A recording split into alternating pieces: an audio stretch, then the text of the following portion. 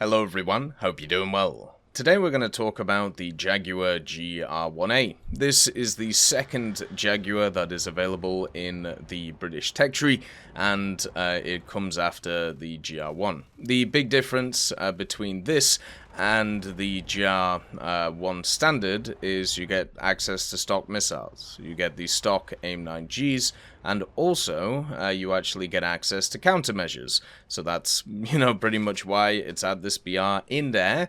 The reason why it's high BR in ground is because you get access to Mach 13 guided bombs, plus a thermal pod in the form of the TIALD. So this thing is souped up when it comes to its weapons. Its overall general performance, though, is the same, which makes it a little bit skew-whiff sometimes to play, but I spayed it in aerialistic, and I've got to be honest, I had a pretty good time with it.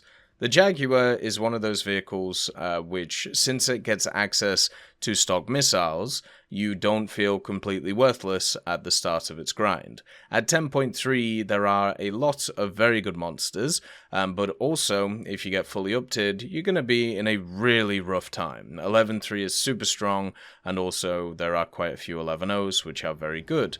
But if you have access to the countermeasures, which you do stock, and also access to the AIM-9Gs, you can always have some kind of impact on the game, even if you have no modifications. And that made the standard stock grind of this vehicle a lot easier. Another thing that also made it a lot easier is the simple fact that it has a lot of secondary modifications in the form of rockets, bombs, guided bombs, thermal pod, all of these things.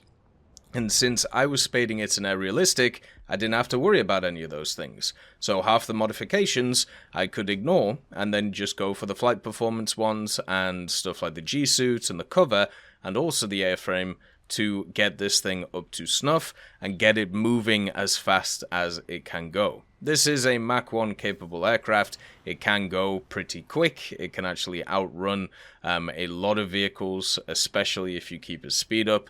Once you turn, of course, you lose a lot of the speed, but you also have quite a good elevator, meaning that you can do some pretty cool maneuvers with it.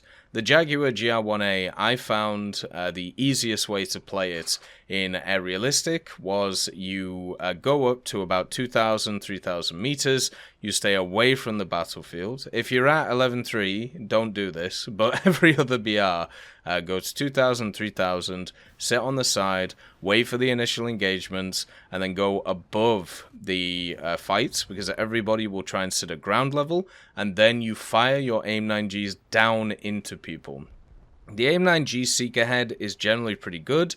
The only seeker it couldn't really do was the F5s, which they are abundant at this BR, but the F5 right now is quite hard to lock with missiles, and it kind of sucks.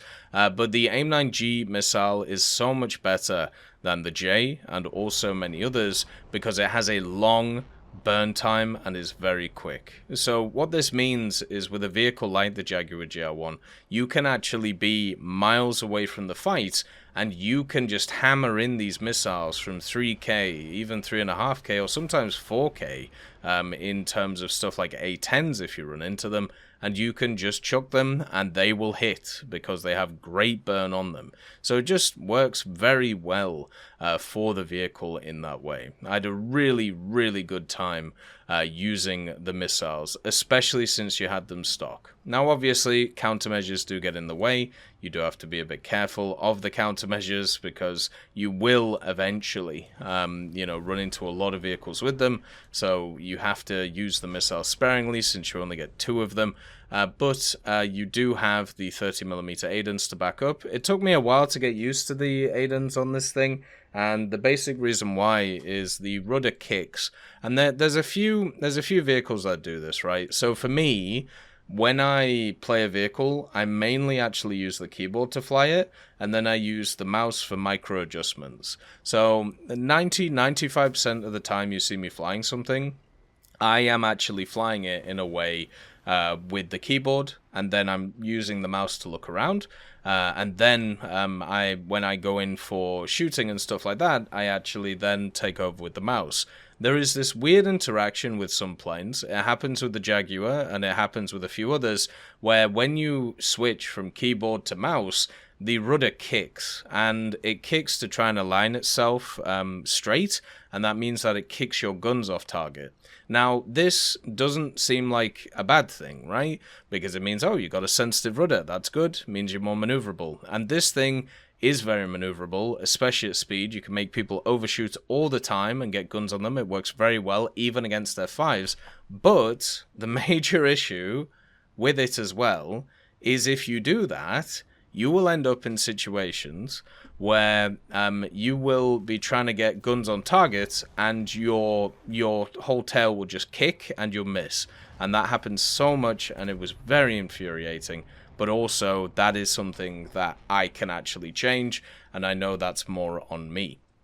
The other part of this vehicle, which was pretty nice, was the RWR. Not many vehicles around these VRs actually have a powerful RWR. The GR.1A does. It is able to track where targets are coming from, it's able to track locks, and it also has launch detection too. So if somebody is locking you, you can't see what is locking you, but you can see that you're locked and you were launched at. And I think that's super useful, especially at the BR it's at, because you're starting to get into that semi-active area where certain vehicles, mainly at 11.3, have semi-actives, but you do have stuff like the F4EJ, for example. You also have stuff like the F8E that you can run into, and also the big monster, which is the F4S. If that gets downed into you, it can be a bit of a problem. But once again, you can turn fight those and you can hammer them, especially once you get the engine upgrades. But the RWR can keep you alive and can keep you moving, which is just fantastic. And the other part of it as well is, the countermeasures. Since it has 60 of them, I actually run 50 flares and 10 chaff. Because most of the time in battles, since I was playing the playstyle of going to 2,000, 3,000 meters, or maybe even 4,000, 5,000, just anything under where it gives you the white trail on the back, so the enemy doesn't know where you are, but you have the altitude advantage over a lot of the enemies. Therefore, when you go and engage them from above, they're not going to see you, and then you can fire your missiles down, and they won't see it, and they won't countermeasure. This is something I learned to do with the Harrier GR3. It works fantastically well for this vehicle. But it means that at the start of the battle, if I have 10 chaff, if there is stuff like an F8E which has gone up in, high altitude, if there is stuff like the MiG-21S, for example, trying to joust, or any of the MiG-21s with the R3Rs, I can use the chaff to be able to break them.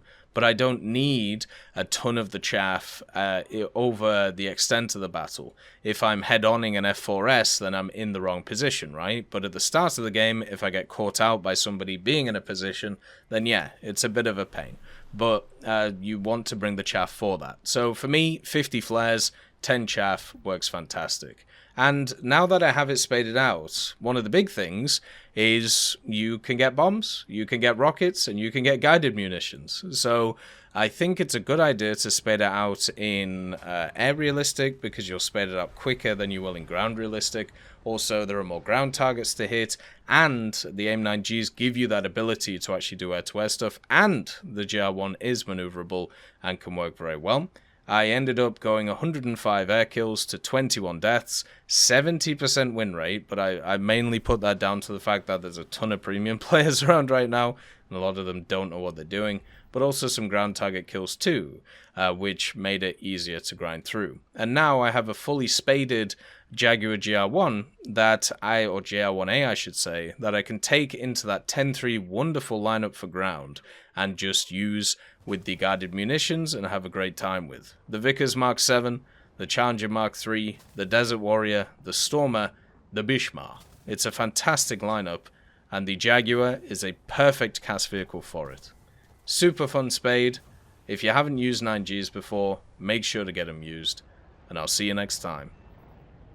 I'd just like to thank GMG Smiley, CD Beans, Chieftain Mike, EMN3 Galaxy, Tulio Pontecorvo, Brendan Quinn, Carrion Crow, Gus Irenicus, Pyman, Wartinder, Teddy, Daniel Stanton, Martinez, B. Young, Ozzy Panzer, Alan Hacker, Liam Shear, Opium Prime, Lafouche, Sem, Aslan, Uncle Bean, and Derek R. for supporting the channel.